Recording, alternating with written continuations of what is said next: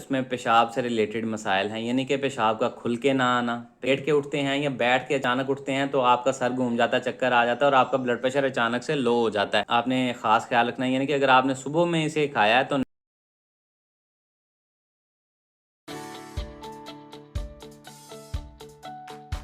अस्सलाम वालेकुम, मैं मोहम्मद अवैस आपसे मुखातिब हूँ। आज की अपनी इस वीडियो में रिव्यू करूंगा मैक्स फ्लो कैप्सूल्स का। तो मैक्स फ्लो कैप्सूल्स के फ़वाइद और नुकसानात के बारे में बताऊंगा, तरीका इस्तेमाल क्या है, किन किन मसाइल में इसका इस्तेमाल किया जाता है, ये सारी डिटेल इंशाल्लाह इस वीडियो में दूंगा।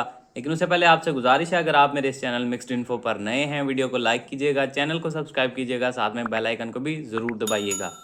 तो चलते हैं अपने टॉपिक की तरफ। तो ब्रांड नेम है मैक्स फ्लो। सीसीएल फार्मा इसको बना रही है, जो कि एक अच्छी फार्मा है। कीमत की बात की जाए तो तकरीबन 1117 रुपये में 20 कैप्सूल्स के पैक में पाकिस्तानी मार्केट में अवेलेबल है। अब इसमें जो दवा शामिल है वो है टेमसोलोसिन हाइड्रोक्लोराइड। तो ये बेसिकली एक अल्फा ब्लॉकर दवा है। अब इसका इस्तेमाल जिस मसले में सबसे ज़्यादा किया जाता है उसमें पेशाब से रिलेटेड मसाइल हैं, यानी कि पेशाब का खुल के ना आना, पेशाब का रुक रुक के आना, या एकदम से आपको पेशाब की हाजत होना, लेकिन जब आप पेशाब करने बैठते हैं तो थोड़ा थोड़ा आपको पेशाब आता है और आप अपनी हाजत पूरी नहीं कर पाते। और बाद वक़्त आप पेशाब करने के बाद भी फील कर रहे होते हैं कि मुझे तो अभी भी हाजत है लेकिन मेरा पेशाब खारिज नहीं हो रहा।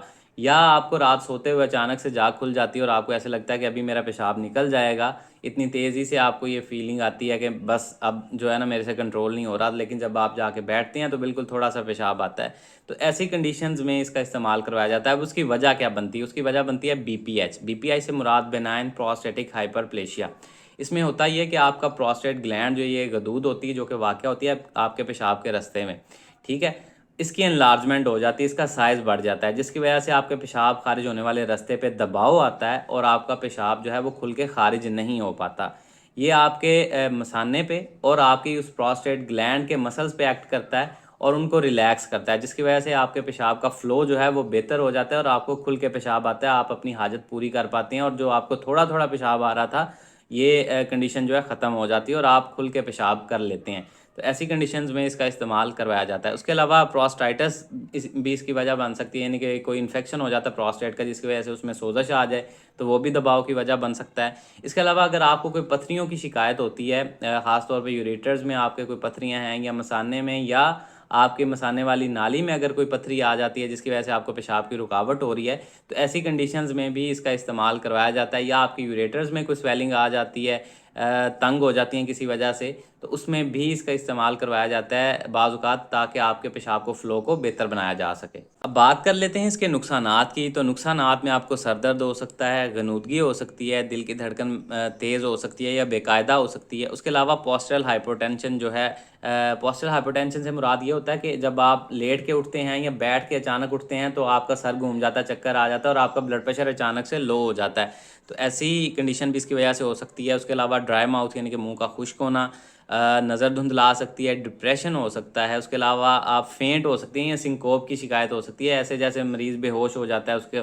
कोई खैर खबर ही नहीं होती आसपास की, जैसे कोमा में नहीं पेशेंट होता, इस तरह की कंडीशन सिंकोप में हो जाती है।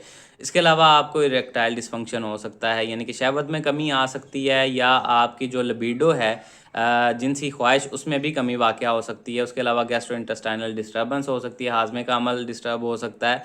उसके अलावा आपको बैक पेन हो सकती है, कमर में दर्द जिसको हम बोलते हैं, सेक्स ड्राइव कम हो सकती है। उसके अलावा डायरिया हो सकता है, छाती पे दर्द हो सकता है, खांसी बढ़ सकती है, उल्टी मतली की कैफियत हो सकती है, या साइनोसाइटिस, ये साइनस का इन्फेक्शन हो सकता है, या अगर आप इसे एलर्जिक हों तो आपके जिस्म पे कोई एलर्जिक रिएक्शन दानों की शक्ल में या खारिश की शक्ल में देखने में मिल सकता है। अब बात करते हैं इसके तरीका इस्तेमाल और डोजेज की। तो ख़वातीन में और बच्चों में इसका इस्तेमाल नहीं करवाया जाता। मर्द हजरात में इसकी डेली का एक कैप्सूल आपने 0.4 mg का इस्तेमाल करना होता है और 1 गिलास पानी के साथ खाने के बाद आपने इसका इस्तेमाल करना है। लेकिन इसकी टाइमिंग का आपने ख़ास ख्याल रखना है, यानी कि अगर आपने सुबह में इसे खाया है तो नेक्स्ट भी आपने डेली इसको सुबह ही खाना है। अगर रात में खाया है तो रात को ही खाना है। ये सारी डिटेल थी जी मैक्स फ्लो कैप्सूल से रिलेटेड। उम्मीद है आप लोगों को पसंद आई होगी। वीडियो अच्छी लगी है, वीडियो को लाइक कीजिएगा। इससे रिलेटेड कोई सवाल है आप कमेंट सेक्शन में मुझसे पूछ सकते हैं। अपना ख्याल रखिएगा। अल्लाह हाफिज़।